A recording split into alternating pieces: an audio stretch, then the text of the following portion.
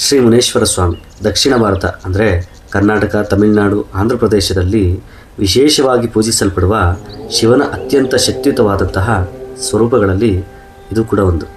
ಪೂರ್ವ ದಕ್ಷ ಪ್ರಜಾಪತಿ ಶಿವನ ಮೇಲೆ ಕೋಪದಿಂದ ಶಿವನಿಗೆ ಹವಿಸ್ಸನ್ನು ಕೊಡದೆ ಒಂದು ಯಜ್ಞವನ್ನು ಮಾಡಿಸ್ತಾರೆ. ಅದಕ್ಕೆ ಶಿವ ಕುಟುಂಬವನ್ನು ಹೊರತುಪಡಿಸಿ ಬೇರೆ ಎಲ್ಲ ದೇವತೆಗಳಿಗೆ ಆಹ್ವಾನ ನೀಡ್ತಾರೆ. ಶಿವನು ಬೇಡ ಅಂತಂದರೂ ಕೂಡ ಶಿವಪತ್ನಿಯಾದಂತಹ ಸತೀದೇವಿ ತಂದೆ ನಮಗೆ ಆಹ್ವಾನ ನೀಡದಿದ್ದರೂ ಕೂಡ ಹೋಗುವುದು ನಮ್ಮ ಧರ್ಮ ಅಂತ ಹೇಳಿ ಸತೀದೇವಿ ಅಲ್ಲಿಗೆ ಹೋಗ್ತಾರೆ. ತೀರಾ ಅಲ್ಲಿಗೆ ಹೋದ್ಮೇಲೆ ಸತೀದೇವಿಯನ್ನು ತನ್ನವರು ಯಾರೂ ಕೂಡ ಮಾತನಾಡಿಸಲು ಸಹ ಮುಂಬರುವುದಿಲ್ಲ. ಅಷ್ಟೇ ಅಲ್ಲದೆ ದಕ್ಷ ಪ್ರಜಾಪತಿ ಶಿವನಿಂದನೆಯನ್ನು ಮಾಡ್ತಾ ಸತೀದೇವಿಗೆ ಅವಮಾನ ಮಾಡ್ತಾರೆ.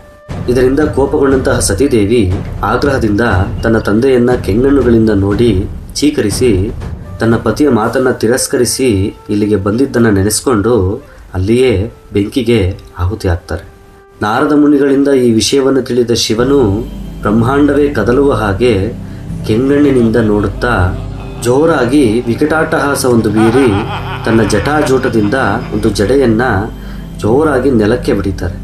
ಬಡಿದ ತಕ್ಷಣ ಬೃಹದಾಕಾರವಾದಂತಹ ಕಪ್ಪು ವರ್ಣದಲ್ಲಿ ಭಯಂಕರವಾದಂತಹ ವೀರಭದ್ರನು ಉದ್ಭವವಾಗ್ತಾನೆ. ದಕ್ಷ ಯಜ್ಞವನ್ನು ಧ್ವಂಸ ಮಾಡಲು ಶಿವನು ವೀರಭದ್ರ ಸ್ವಾಮಿಗೆ ಆಜ್ಞೆಯನ್ನು ನೀಡ್ತಾನೆ. ಅದೇ ಸಮಯದಲ್ಲಿ ಕೆಂಗಣ್ಣಿನಿಂದ ಒಂದು ಹನಿ ನೀರು ಕೆಳಗೆ ಬೀಳುತ್ತೆ. ಆ ಕೆಂಗಣ್ಣಿನಿಂದ ಬಿದ್ದಂತಹ ನೀರಿನಿಂದ ಮುನೇಶ್ವರ ಸ್ವಾಮಿ ಉದ್ಭವವಾಗ್ತಾರೆ. ಅದಕ್ಕೆ ಈ ಎರಡು ಸ್ವರೂಪಗಳನ್ನು ಶಿವನ ಅತ್ಯಂತ ರೌದ್ರ ಸ್ವರೂಪಗಳು ಅಂತ ಕೂಡ ಕರಿತೀವಿ. ಮುನೇಶ್ವರ ಸ್ವಾಮಿಯನ್ನು 7 ವಿಭಿನ್ನ ರೂಪಗಳಾಗಿ ಕೂಡ ನಾವು ಪೂಜೆಯನ್ನು ಮಾಡ್ತೀವಿ. ಶಿವಮುನಿ, ಮಹಾಮುನಿ, ತವಮುನಿ, ಜಡಾಮುನಿ, ನಡಾಮುನಿ, ಧರ್ಮಮುನಿ ಮತ್ತು ಬಾಳಮುನಿ ಅಂತ 7 ವಿಭಿನ್ನ ಸ್ವರೂಪಗಳಾಗಿ ಪೂಜೆಯನ್ನು ಮಾಡ್ತೀವಿ. ಹಾಗೆ ಮುನೇಶ್ವರ ಸ್ವಾಮಿಯನ್ನು ಗ್ರಾಮವನ್ನು ಕಾಯುವಂತಹ ಮಹಾದೈವ ಎಂದು ಪೂಜಿಸ್ತಾರೆ. ಅವರಿಗೆ ಪ್ರಾಣಿ ಬಲಿ, ತಂಬಾಕು ಹಾಗೆ ಮದ್ಯವನ್ನು ಕೂಡ ಅರ್ಪಣೆಯನ್ನು ಮಾಡ್ತಾರೆ.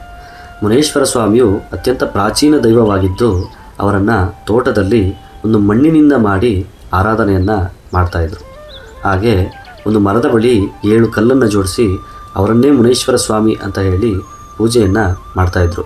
ಈಗಲೂ ಸಹ ಕೆಲವು ದೇವಸ್ಥಾನಗಳಿದ್ದರೂ ಕೂಡ ಹಳೆ ಕಾಲದ ಪದ್ಧತಿಯನ್ನು ಯಾರೂ ಕೂಡ ಮರಿಬಾರ್ದು ಅಂತ ಹೇಳಿ ಇವಾಗಲೂ ಸಹ ಅದೇ ರೀತಿಯಾಗಿ ಪೂಜೆಯನ್ನು ಮಾಡ್ತಾರೆ. ಹಾಗೆ ಮುನೇಶ್ವರ ಸ್ವಾಮಿಯನ್ನು ಯಾರು ಪೂಜೆ ಮಾಡ್ತಾರೋ ಅವರ ಬಳಿ ಮಾಟ ಮಂತ್ರಗಳು ಸುಳಿಯುವುದಿಲ್ಲ. ಹಾಗೆ ಮುನೇಶ್ವರ ಸ್ವಾಮಿ ಅಮಾವಾಸ್ಯೆ ಮತ್ತು ಹುಣ್ಣಿಮೆ ದಿನಗಳಲ್ಲಿ ಸಂಚಾರವನ್ನು ಮಾಡ್ತಾರೆ ಅಂತ ಹಿರಿಯರು ಹೇಳ್ತಾ ಇರ್ತಾರೆ. ಮತ್ತೊಂದು ವಿಶೇಷ ಏನು ಅಂದರೆ ದಕ್ಷಿಣ ಭಾರತದಲ್ಲೇ ಅಲ್ಲದೆ ಶ್ರೀಲಂಕಾದಲ್ಲೂ ಕೂಡ ಮುನೇಶ್ವರ ಸ್ವಾಮಿಯ ದೇವಾಲಯ ಇರತಕ್ಕಂಥದ್ದು ಬಹಳ ವಿಶೇಷ. ವಾಗರ್ಧ ವಿವ ಸಂಪೃಕ್ತೌ ವಾಗರ್ಧ ಪ್ರತಿಪತ್ತಯೇ ಜಗತ ಪಿತರಂ ವಂದೇ ಪಾರ್ವತಿ ಪರಮೇಶ್ವರಂ.